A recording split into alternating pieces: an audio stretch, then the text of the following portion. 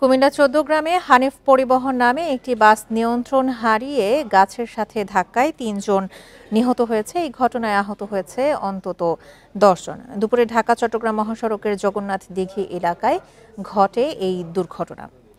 Police জানায়, চট্টগ্রাম থেকে ছেড়ে আসা হানিফ সুপার পরিবহনের বাসটি কুমিল্লার ১৪ গ্রামের ঘাংরা এলাকায় পৌঁছালে বাসটি নিয়ন্ত্রণ হারিয়ে রাস্তার পাশে একটি গাছের সাথে ধাক্কা লাগে। এতে ঘটনাস্থলে বাসের ৩ জন যাত্রী নিহত হন। তাৎক্ষণিকভাবে নিহতদের পরিচয় পাওয়া যায়নি। এই ঘটনায় অন্তত ১০ জন যাত্রী আহত হয়েছে। পরে আহতদের উদ্ধার করে ১৪ গ্রাম উপজেলা স্বাস্থ্য কমপ্লেক্সে ভর্তি করা হয়েছে। দুর্ঘটনা কবলিত বাসটিকে উদ্ধারে কাজ করছে হাইওয়ে পুলিশ।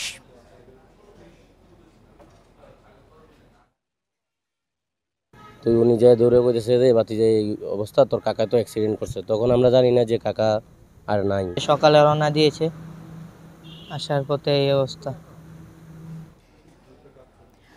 দুর্ঘটনার সম্পর্কে আরো জানাতে কুমিল্লা থেকে এই মুহূর্তে যোগ দিচ্ছেন আমাদের সহকর্মী তানভীর খন্দকার। তানভীর, আহত ১০ জনের অবস্থা এখন কি কেমন আছে, আর যে ৩ জন যাত্রী নিহত হয়েছে তাদের পরিচয় কি জানা গেছে?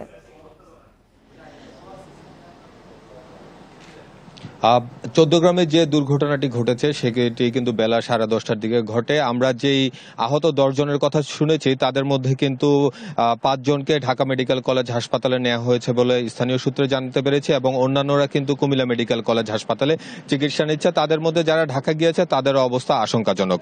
আর আমরা নিহতদের যে পরিচয় পেয়েছি তার মধ্যে 2 জনের পরিচয় জানা গেছে। একজন হচ্ছে কুমিল্লার মুরাদনগর উপজেলার কদমতলী গ্রামের নাসির উদ্দিন, অপরজন হচ্ছে বাসের হেল্পার, তিনি হচ্ছেন ব্রাহ্মণপাড়া উপজেলার শ্যামলচন্দ্র দাস। অপর একজনের পরিচয় এখনো পর্যন্ত জানা যায়নি।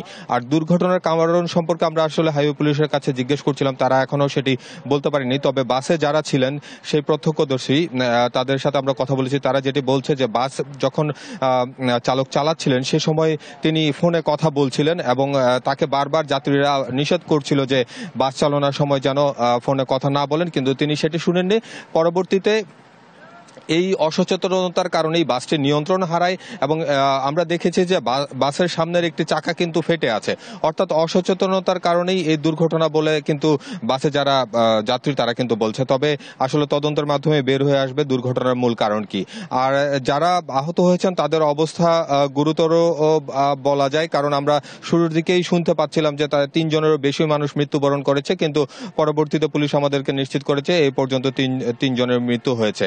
আর বাসটির অবস্থা যদি আমরা একটু দেখাই, যে বাসটি অতি দ্রুত গতিতে ছিল এবং বাসটি যখন গিয়ে গাছের সাথে ধাক্কা খায় সেটি কিন্তু প্রায় অন্তত 5 ফুটের মধ্যে ভেতরের দিকে ডেবে গেছে এবং সামনের দিকে যারা বসা ছিল তারাই কিন্তু মূলত প্রাণ হারিয়েছেন এবং যারা গুরুতর আহত হয়েছেন তারাই কিন্তু সামনের দিকে বসা ছিল।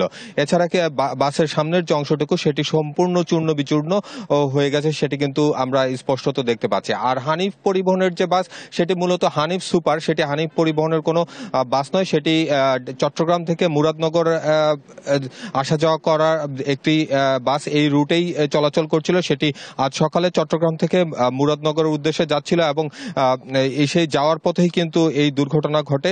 আর সকাল 10:30টায় আমরা এখানে একজন প্রত্যক্ষদর্শীর সাথে কথা বলেছিলাম, 3য় শ্রেণীর ছাত্রী ইয়াসমিন। সে তার বাবার সাথে চট্টগ্রাম থেকে ছুটি কাটিয়ে আসলে বাড়ি ফিরছিল। তার পথিমধ্যেই কিন্তু এই মর্মান্তিক দুর্ঘটনা ঘটে।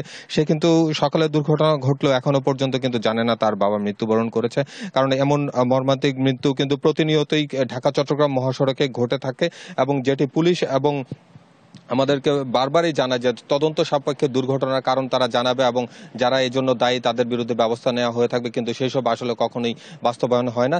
তবে এখানে যারা আসলে প্রাণ হারিয়েছেন এবং আহত হয়েছেন তাদের স্বজনদের দাবি দুর্ঘটনার প্রধান কারণ আসলে খুঁজে বের করা এবং যদি এখানে চালকের কোনো অসচেতনতা থাকে তাহলে তার বিরুদ্ধে ব্যবস্থা নেওয়া। তো এই ছিল কুমিল্লা থেকে আমার কাছে সড়ক দুর্ঘটনার সর্বশেষ খবর।